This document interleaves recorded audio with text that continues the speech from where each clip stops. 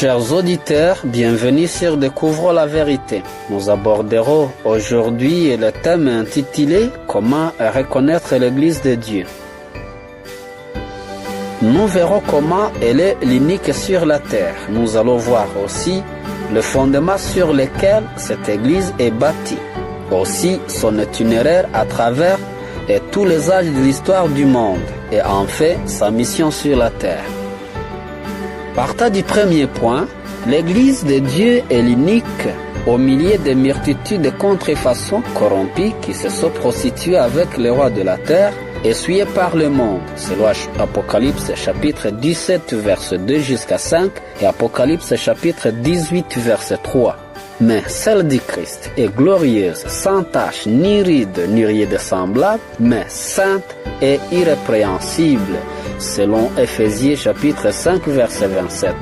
Le Christ, lui, le chef et le fondateur de celui-ci, a déclaré que son royaume n'est pas de ce monde, selon Jean chapitre 18 verset 36. Le fait qu'il y ait un seul Dieu, un seul corps, c'est-à-dire l'Église, un seul rédempteur, un seul instructeur, c'est-à-dire le Saint-Esprit, un seul baptême, une seule Bible et une seule espérance de la vie éternelle, selon Éphésiens chapitre 4 verset 4 jusqu'à 6, il n'y a aucune raison qu'il y ait plusieurs églises sur la terre et d'ailleurs qui sont contradictoires dans leur foi et dans leur manière d'agir. Car nous lisons en la lumière des Saintes Écritures et que la foi ne devrait jamais subir de changements comme nous exhorte l'apôtre Jude dans son verset 3 à combattre pour la foi qui a été donnée aux saints une fois pour toutes. Comme le Père des Lumières ne change pas et n'a aucun nombre de variations, Jacques chapitre 1er verset 17, Jésus-Christ est le même hier, aujourd'hui et éternellement. Hébreux chapitre 13 verset 8. Ceci nous montre comment la vérité ne change pas au milieu des progrès rapides de notre époque. Deuxième point que nous allons toujours aborder, où est bâtie l'Église du Christ? L'Église est fondée sur le Christ lui-même, selon 1 Corinthiens chapitre 3 verset 9 à 10. Le rocher des siècles, c'est-à-dire, c'est bien lui le crédit rocher, selon Exode chapitre 33 verset 21, dans lequel Moïse se reposa lors du passage de l'Éternel.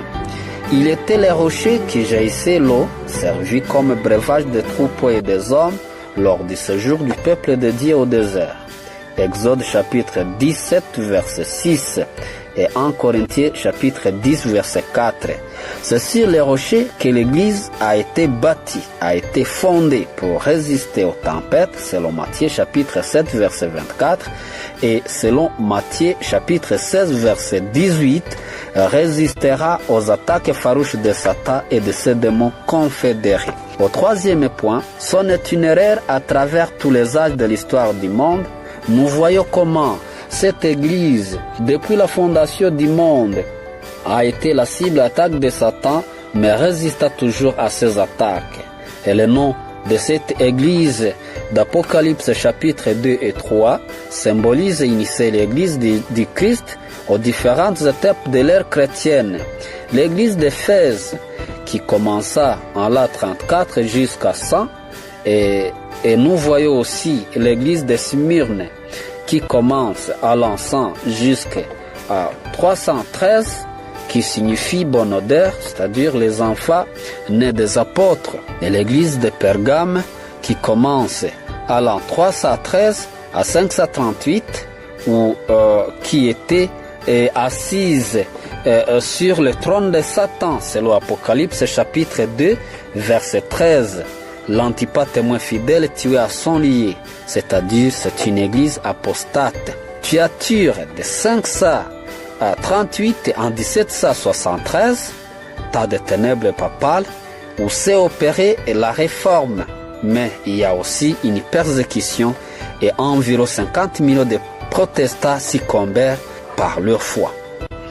Sardes, que nous lisons en Apocalypse chapitre 3, verset 1er, rescapé à la persécution, c'est-à-dire cette église commence dans l'an 773, en 1833, ce qui s'est réfugié en Amérique le Nouveau Monde en traversant l'océan Atlantique quitta l'Europe.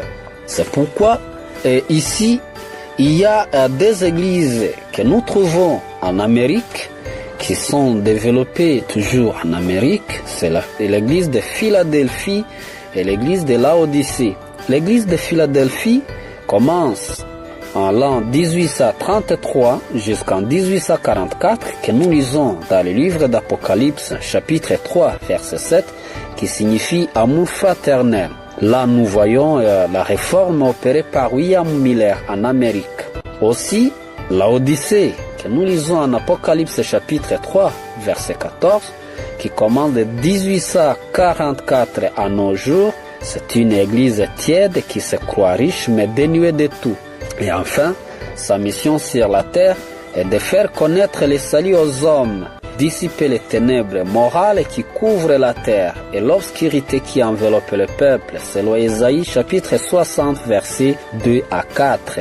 Elle est chargée d'un message d'avertissement tous les peuples, nations, langues et rois de la terre, selon Apocalypse chapitre 10, verset 11.